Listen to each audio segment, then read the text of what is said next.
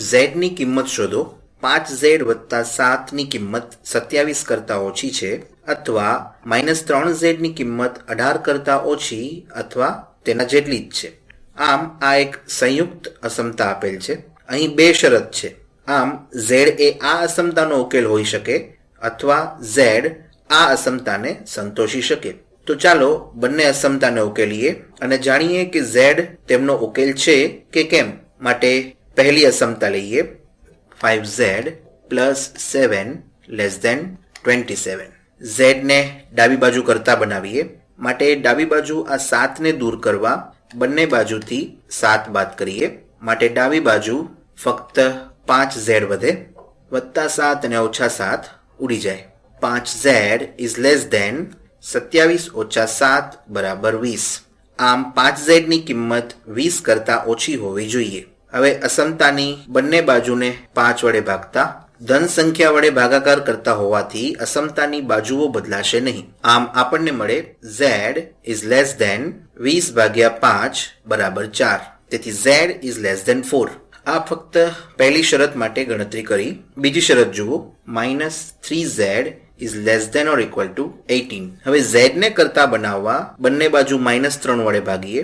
પણ યાદ રાખો, જ્યારે તમે કોઈ અસમતાની બંને બાજુને ઋણ સંખ્યા વડે ભાગો કે ગુણાકાર કરો તો અસમતાની બાજુઓ બદલાઈ જશે. આમ -3z ને -3 વડે ભાગીએ અને 18 ને પણ -3 વડે ભાગતા. હવે અસમતાની બાજુઓ બદલવા માટે વચ્ચેની નિશાની જે <= છે તેને > કરી નાખીએ.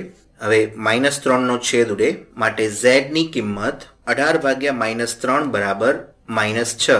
આમ z ની કિંમત -6 કરતા મોટી અથવા તેના જેટલી હોવી જોઈએ. જુઓ કે આ અસમતાનું પરિણામ આ મળ્યું અને આ બાજુનું પરિણામ આ મળ્યું. આમ આપણા ઉકેલ ગણમાં 4 કરતા નાની કિંમતો હોવી જોઈએ અથવા -6 જેટલી કે તેના કરતા મોટી કિંમતો હોવી જોઈએ. વધુ સ્પષ્ટતાથી સમજવા હું તેને અહીં ફરીથી લખું છું. z < 4 અથવા z < -6. આ બંનેમાંથી કોઈ એકને સંતોષે તેવો ઉકેલ હોવો જોઈએ. ચાલો તેને સંખ્યા રેખાની મદદથી સમજીએ. અહીં એક સંખ્યા રેખા છે. અહીં 0 લઈએ. આ બાજુ 1, 2, 3 અને 4 લેતા અને આ બાજુ -6 1, 2, 3, 4, 5, 6 અને -6. હવે આ પહેલી શરત માટે વિચારીએ. z ની કિંમત 4 કરતા ઓછી. તેમાં 4 નો સમાવેશ થાય નહીં.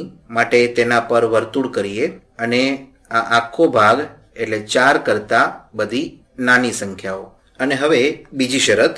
z ની કિંમત -6 જેટલી અથવા તેના કરતા મોટી હોવી જોઈએ. એટલે કે -6 નો સમાવેશ થશે.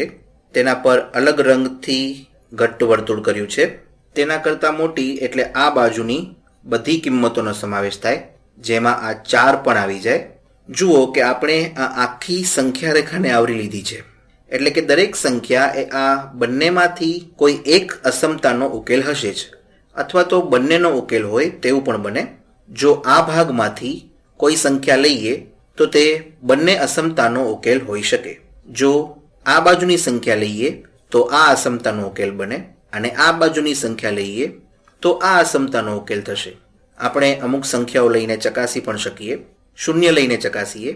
0 + 7 = 7 ની કિંમત 27 કરતા ઓછી છે. -3 × 0 = 0 ની કિંમત 18 કરતા નાની છે. આમ તે બંને અસમતા માટે સાચું છે. જો 4 લઈને ચકાસીએ તો તે ફક્ત એક જ અસમતાનો ઉકેલ હશે. -3 × 4 = -12, જે 18 કરતા નાની સંખ્યા છે.